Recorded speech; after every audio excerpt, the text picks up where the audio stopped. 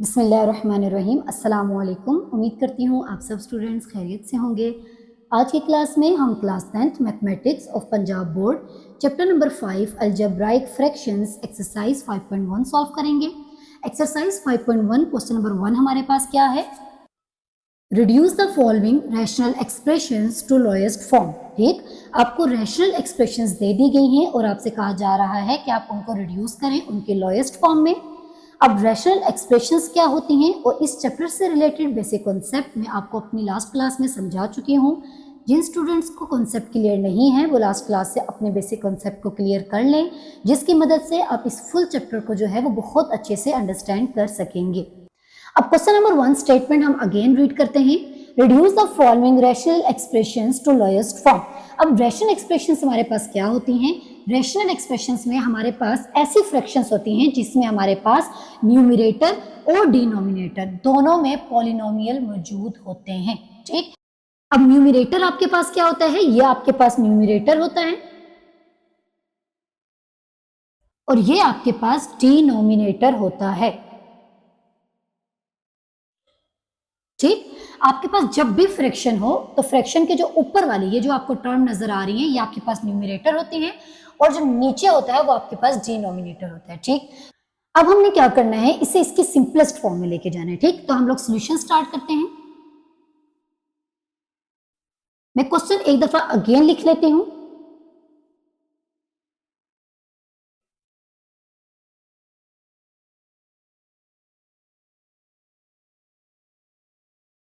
ठीक, तो मैंने क्वेश्चन एक दफा अगेन लिख लिया। हमने क्या करना है, इसको सिंप्लीफाई करना है।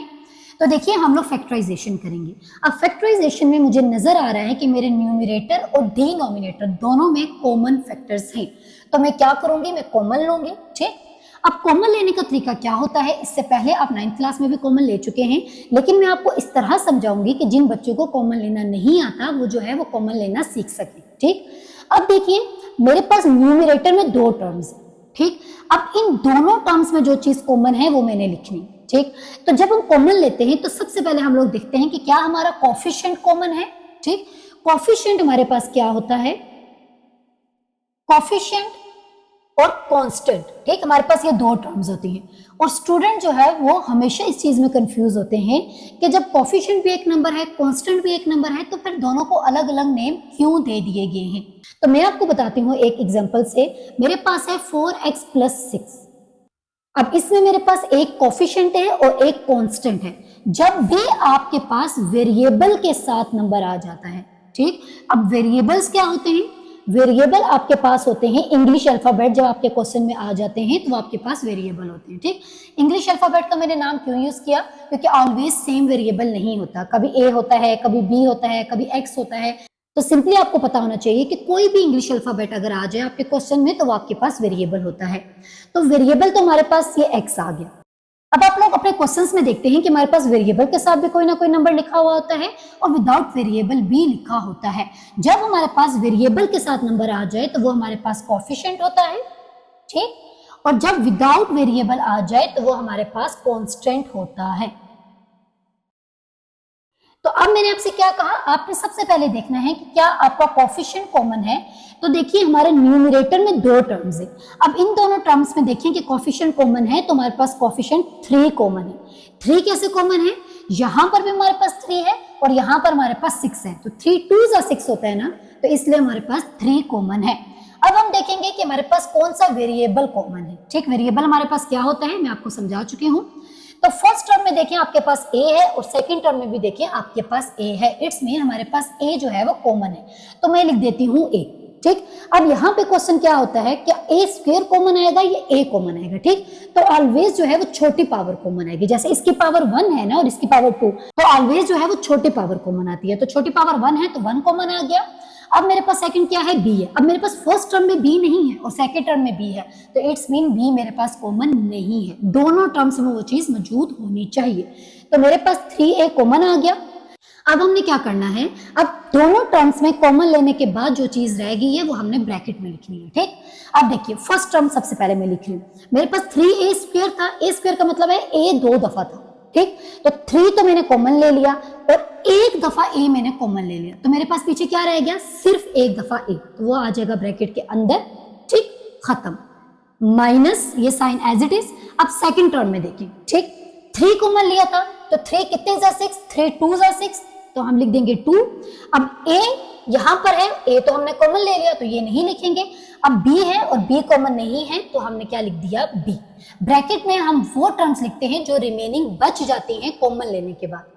अब सिमिलरली डिनोमिनेटर में भी हम लोग यही करेंगे। अब मुझे आप लोग बताएं कोफिशिएंट क्या कॉमन है। कोफिशिएंट हमारे पास 2 कॉमन है, क्योंकि 2 2 जा 4 होता है, 2 के टेबल में 4 आता है ना, इसलिए जो है वो 2 कॉमन है। अब ए देखें, यहाँ ए स्क्वायर है, यहाँ ए है, तो हमारे पास क्या कॉमन है, ए, ठीक। अब बी यहाँ पर भी है और यहाँ पर भी है, तो मेरे पास क्या कॉमन है, बी, तो मैं सिर्फ लूंगी बी कॉमन। अब देखिए हमारे पास रिमेनिंग क्या बचा है, 2 तो हमने कॉमन ले लिया, ए स्क्वायर था, एक ए कॉमन ले लिया, एक ए अंदर रह गया, बी एक ही था, वो तो हमने कॉमन ले लिया, बस, ठीक। आगे minus sign as it is.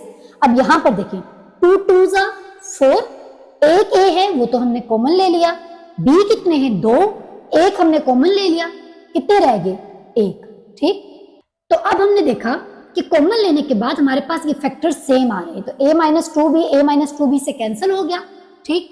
तो हमारे पास रह गया 3a/2ab, ए से कैंसिल हो गया, तो आपके पास आ जाएगा 3/2b, ठीक। और यही आपका रिक्वायर्ड आंसर भी है। अब पार्ट नंबर 2 हमारे पास है, सॉल्यूशन स्टार्ट करते हैं। मैं एक दफा अगेन जो है वो अपने क्वेश्चन को लिख लेती हूँ।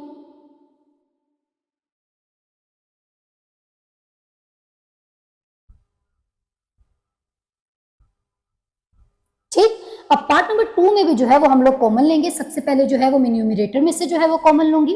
अब न्यूमरेटर में मेरे पास 2 टर्म्स हैं, ठीक। अब देखा जाए तो फर्स्ट टर्म में मेरे पास ए है, जबकि सेकंड टर्म में मेरे पास ए नहीं है, तो ए मेरे पास कॉमन नहीं आएगा, क्योंकि हम वही चीज कॉमन लेते हैं जो दोनों टर्म्स में मौजूद होती है। अब फर्स्ट टर्म में मेरे पास बी है और सेकंड टर्म में भी मेरे पास बी है, तो बी मेरे पास कॉमन आ जाएगा। अब फर्स्ट टर्म में मेरे पास x है और सेकंड टर्म में भी मेरे पास x है, तो x भी मेरे पास कॉमन आ जाएगा, ठीक। अब यहाँ पर मेरे पास x की पावर 1 है और यहाँ पर मेरे पास x की पावर 2 है, तो हमेशा हम लोग छोटी पावर जो है वो कॉमन लेते हैं। अब कॉमन लेने के बाद हमारे पास रिमेनिंग क्या रह गया। अब फर्स्ट टर्म में मेरे पास a bx था, ठीक। bx तो मेरे पास कॉमन चला गया, तो मेरे पास क्या रह गया, a प्लस, अब यहाँ पर मेरे पास bx स्क्वायर, ठीक। तो bx तो मेरे पास कॉमन चला गया, ठीक। यहाँ पर मेरे पास 2x है, एक x कॉमन चला गया, तो रिमेनिंग मेरे पास एक x रह गया। अब सेम जो है वो हम डिनोमिनेटर में से भी जो है वो कॉमन लेंगे। अब डिनोमिनेटर में भी मेरे पास 2 टर्म्स हैं। फर्स्ट टर्म में मेरे पास a है, जबकि सेकंड टर्म में मेरे पास a नहीं है, तो a कॉमन नहीं आएगा। फर्स्ट टर्म में मेरे पास c है और सेकंड टर्म में भी मेरे पास c है, तो मेरे पास c कॉमन आ जाएगा। फर्स्ट टर्म में मेरे पास x है और सेकंड टर्म में भी मेरे पास x है, तो x भी मेरे पास कॉमन आ जाएगा, ठीक। कॉमन लेने के बाद हमारे पास रिमेनिंग क्या रह गया है वो हम ब्रैकेट के अंदर लिखेंगे। यहाँ पर मेरे पास acx था, ठीक। cx तो कॉमन चला गया, रिमेनिंग क्या रह गया, a प्लस, अब यहाँ पर मेरे पास cx स्क्वायर, ठीक, x 2 दफा है, तो cx तो मेरे पास कॉमन चला गया, एक दफा x जो है वो रह गया। अब कॉमन लेने के बाद मेरे पास ये 2 फैक्टर सेम आ गए, a प्लस x, तो ये आपस में जो है वो कैंसिल हो जाएंगे, तो मेरे पास रह गया bx/cx, ठीक। तो x से कैंसिल हो गया, तो मेरे पास रिमेनिंग क्या रह गया, तो मेरे पास क्या रह गया, b/c, ठीक। यही हमारा रिक्वायर्ड आंसर भी है, क्योंकि इससे आगे जो है वो सिंप्लीफिकेशन पॉसिबल नहीं है। अब पार्ट नंबर 3 मेरे पास है, सॉल्यूशन स्टार्ट करते हैं। मैं एक दफा अगेन जो है वो क्वेश्चन लिख लेती हूँ।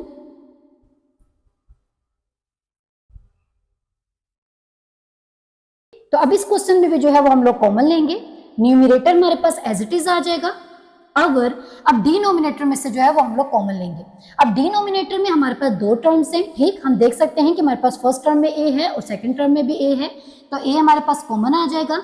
हमारे पास फर्स्ट टर्म में x है और सेकंड टर्म में भी हमारे पास x है, तो x भी हमारे पास कॉमन आ जाएगा, ठीक। अब कॉमन लेने के बाद हमारे पास रिमेनिंग क्या रह गया है वो हम ब्रैकेट पे लिखेंगे। अब फर्स्ट टर्म में मेरे पास a स्क्वायर x स्क्वायर था। a स्क्वायर x स्क्वायर का मतलब है कि मेरे पास 2 दफा a था, 2 दफा x था, तो एक दफा a और एक दफा x तो कॉमन चला गया, रिमेनिंग क्या रह गया, एक दफा a और एक दफा x माइनस, अब मेरे पास सेकंड टर्म में ax था, ठीक। और ax पूरा जो है वो मेरे पास कॉमन चला गया, तो रिमेनिंग मेरे पास क्या रहा, कुछ भी नहीं। तो जब कुछ भी नहीं होता तो हम 1 लिखते हैं, ठीक। अब यहां से ए से कैंसिल हो जाएगा, तो मेरे पास क्या रह गया, सी अवर एक्स इंटू ए एक्स माइनस 1। अब यहां से आगे जो है वो सिंप्लीफिकेशन पॉसिबल नहीं है, तो यही मेरी सिंपलेस्ट फॉर्म है और यही मेरा रिक्वायर्ड आंसर भी है। अब पार्ट नंबर 4 हमारे पास है, सॉल्यूशन स्टार्ट करते हैं। मैं अगेन जो है वो एक दफा क्वेश्चन लिख लेती हूं।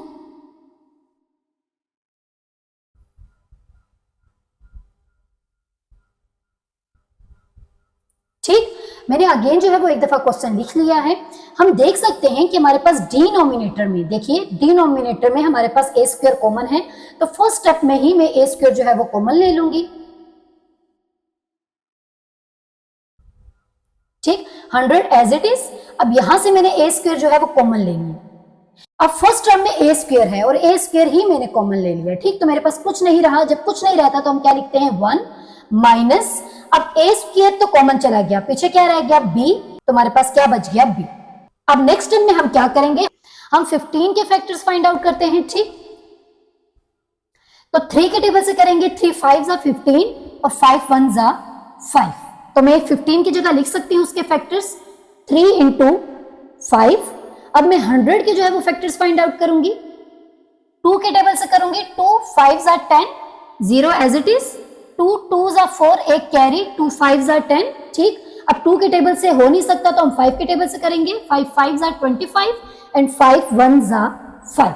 ठीक, तो ये मेरे पास 100 के फैक्टर्स हैं। मैं 100 की जगह उसके फैक्टर्स लिखूंगी, तो फैक्टर्स क्या हैं, 2 इंटू 2 इंटू 5 इंटू 5। ठीक, अब यहां पर मेरे पास क्या था, A square into B square into C, और यहां पर मेरे पास था A square into 1 minus B. अब जो है वो हम कैंसिल करेंगे।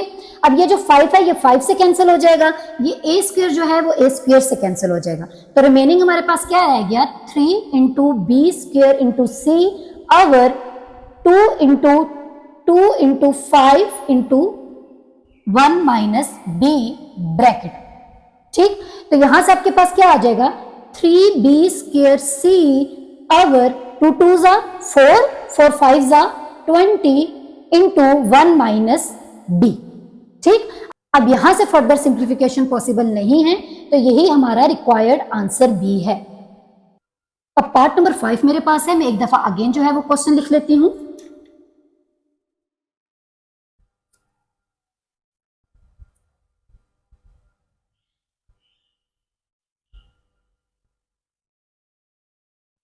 ठीक, तो मैंने अगेन जो है वो एक दफा क्वेश्चन लिख लिया। अब मैं क्या करूंगी, अब देखिए मेरे पास ये 4x स्क्वायर है, तो इसे मैं लिख सकती हूँ 2x का होल स्क्वायर, क्योंकि जो 4 है वो 2 का स्क्वायर होता है। सिमिलरली मेरे पास 9y स्क्वायर है, तो मैं इसे लिख सकती हूँ 3y का होल स्क्वायर, क्योंकि मेरे पास 9 जो है वो 3 का स्क्वायर होता है। ठीक, डिनोमिनेटर में हम लोग देख सकते हैं कि हम लोग जो है वो कॉमन ले सकते हैं, तो मेरे पास डिनोमिनेटर में 2 टर्म्स है। ठीक, इन दोनों टर्म में से जो है वो मैं कॉमन लूंगी। अब मेरे पास फर्स्ट टर्म में कोफिशिएंट 4 है और सेकंड टर्म में मेरे पास कोफिशिएंट 6 है। ठीक, तो मेरे पास कॉमन क्या होगा, 2, क्योंकि 2 2 जा 4 होता है और 2 3 जा 6 होता है, तो 2 इन दोनों में क्या है, कॉमन है। अब वेरिएबल की बात करें तो मेरे पास फर्स्ट टर्म में भी x है और सेकंड टर्म में भी x है, तो मैं x जो है वो कॉमन ले लूंगी, y कॉमन नहीं लूंगी क्योंकि मेरे पास फर्स्ट टर्म में y नहीं है। अब मेरे पास ये क्या था, 4x स्क्वायर, तो 2 2 जा 4 होता है, x स्क्वायर है मतलब x 2 दफा है, तो एक दफा हमने कॉमन ले लिया, एक दफा हमारे पास रह गया, प्लस 2 3 जा 6। अब यहां पर मेरे पास क्या है, x, वो तो मैंने कॉमन ले लिया, तो रिमेनिंग क्या रह गया, y। अब देखिए न्यूमरेटर में मेरे पास लिखा हुआ है ए स्क्वायर माइनस बी स्क्वायर, तो मेरे पास एक मैथमेटिकल फार्मूला होता है ए स्क्वायर माइनस बी स्क्वायर, जो कि इक्वल होता है ए plus b into a minus B के। ठीक, तो मैं यहां पर जो है वो अपना फार्मूला ओपन करूंगी, मेरे पास ए स्क्वायर माइनस बी स्क्वायर है, मैं ओपन करूंगी ए plus b into a minus B, तो ए मेरे पास क्या है 2x और बी मेरे पास क्या है 3y, तो ए plus b into a minus B, तो ए क्या है 2x प्लस बी, तो बी क्या है 3y, ए क्या है 2x माइनस बी क्या है 3y। तो यहां पर मैंने फार्मूला ओपन कर लिया, a plus b into a minus b, 2x plus 3y into 2x minus 3y, or 2x into 2x plus 3y। अब हम देख सकते हैं कि हमारे पास फैक्टर्स जो हैं वो सेम है, 2x plus 3y 2x plus 3y, ये दोनों आपस में कैंसिल हो जाएंगे, तो मेरे पास क्या रह गया 2x minus 3y or 2x। ठीक, और यही मेरा रिक्वायर्ड आंसर भी है।